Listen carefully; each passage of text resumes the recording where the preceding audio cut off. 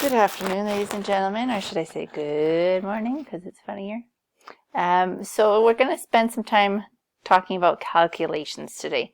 There's a couple different ones for the electricity unit, but they shouldn't take us too long to learn because we did it in grade 8. Okay, so as long as you follow the procedure properly, you'll be fine. Okay, the thing to memorize is what each of these letters stands for and what they're measured in. Okay, really that's kind of the trickiest part, and the reason we want to memorize the units is because that's a clue, right? Like let's say the example says a hairdryer has a rating of 1,000 watts. It doesn't say power. You would know from the measurement, the watts, that we're working with power. Okay, so let's back up. Your high school teachers will roll their eyes if they see you use triangles to rearrange your formulas.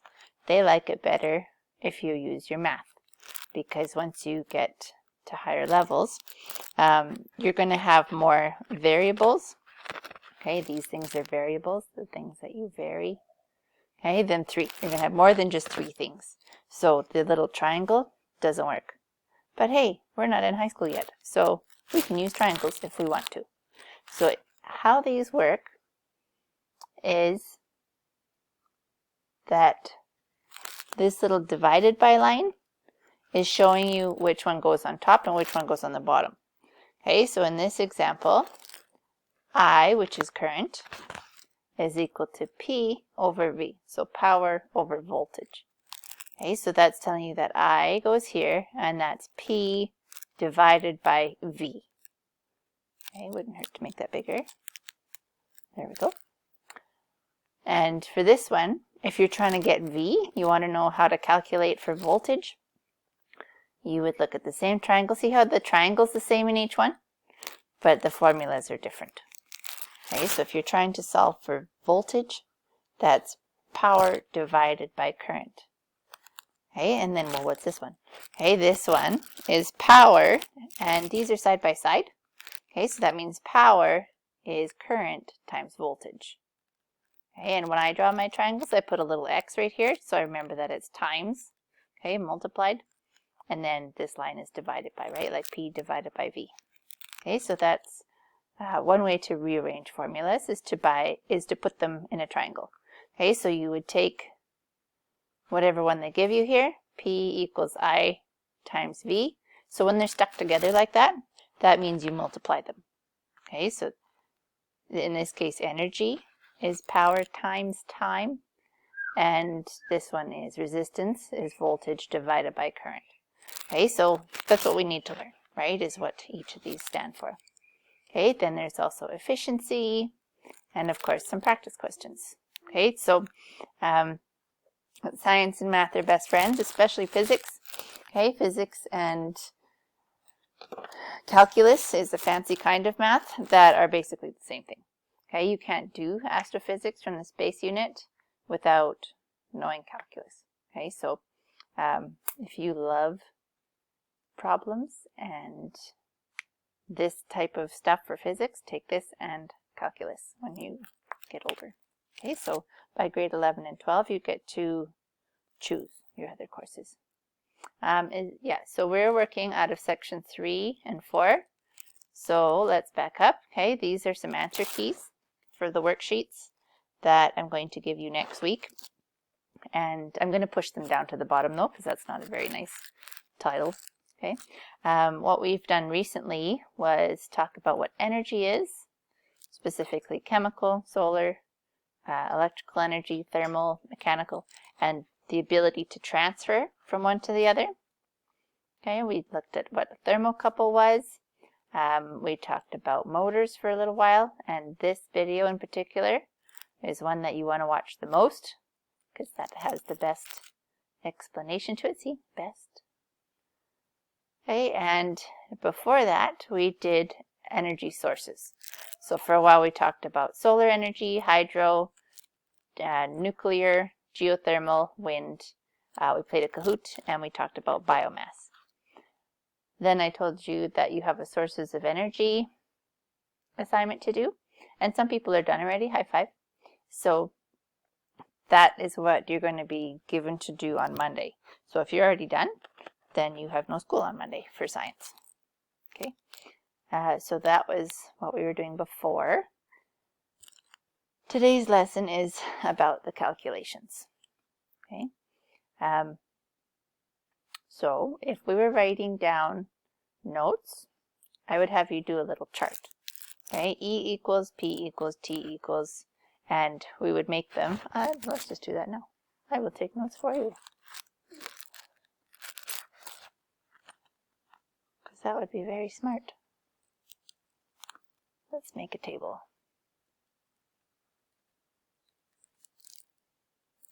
Okay. So let's call it the, what is it? Okay, the unit. We'll say the symbol. Yeah. Okay, so we'll say P is for power. Okay, the unit, what it's measured in is the watts. Okay. What else is there? E is for energy. Okay, that one's going to be measured in joules. I think I saw current in there. That's measured in amps. Okay, specifically amperes.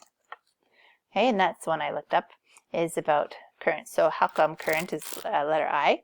Because it came from the French word intensité du courant, so how intense the current is. Okay, current intensity. And it was used by André-Marie Ampère. Okay, so they named that after the scientist. And that's how it is. Okay, so that's amps. What else did we see? V was for voltage. Okay, that one's measured in volts. And it matters whether they're capitals or lowercase. Okay, so try to make sure it's a capital V and it's really obvious. Then we had R was resistance. Okay, and the symbol is ohms, like yoga. Ohm. And I don't know how to insert symbol in. Okay, I'll show you what an ohms looks like. Okay, that thing. Okay, there we go. And we also had time was in there. Okay, and that one's lowercase. Right. Stay lowercase, autocorrect.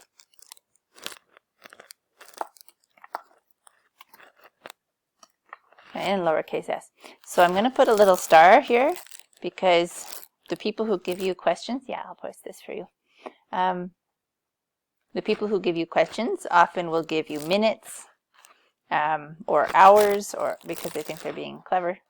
Okay, so there's 60 seconds in a minute. And sometimes they'll give you it in hours. Okay, 60 hours in a minute. So you go times 60 times 60 times whatever it is. So really it's just times 3600. Okay, so far, let's make sure we've got all the items we need here. P, power, current, voltage, energy, power, time. Good. Okay, and resistance. All right, so we're just going to work with these three at first. So there's this power point and this power point. You're going to want to take this video later and push pause and try to actually do the questions yourself rather than just watch. Okay, it's one thing to watch somebody do questions and you go, oh yeah, I totally get it. And then to try it on your own sometimes is tricky. Okay, so let's take a look at what power and energy are. Okay, so what is power? Oh, sorry. 60 hours a minute, 60 minutes in an hour. Yeah, I was just testing you. Awesome. Okay, where was is that PowerPoint here? Okay. Sure, that's fine. So power is the rate at which a device converts energy.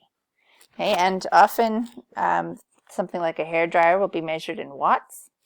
But when you're buying power from your electric company, okay, they usually will charge you in kilowatts or even more likely gigawatts. Okay. So certain electrons are flowing really fast through a particular device. Okay. So how much energy is being used is going to be this amount of power times time, right? So if you have your blow dryer on for 10 minutes, you're going to be using up a lot more energy than if you just had it on for 2 seconds. Okay, so let's take a look. A hairdryer has a power rating of 1,000 watts. It is plugged into a 120 volt outlet. What is the current flowing through the hairdryer? So your first job is to list your variables. Okay, sometimes people say it's identified known quantities, okay, whatever you want to call it. You need to list out what they are. So for this one, you're going to put, oh, look, that's the voltage. So you'd put V equals 120. This one says right here, power. Okay, power is measured in watts, so it'd be 1,000 watts. So you'd have P equals 1,000 watts. So then it's asking, what's the current? And you put I equals question mark amps. Okay, you have to put the question mark one. Lots of people just like to list the first two. I would like you to also list what you're even looking for with the question mark and the right units. Okay, just like we did last year with our mechanical systems calculations. Okay, it's not my favorite to do them side by side like these, but it can be done. Okay, so if you know we are working with P for power, current is I, and V for volts. Okay, we know that I is what we were asking for, current.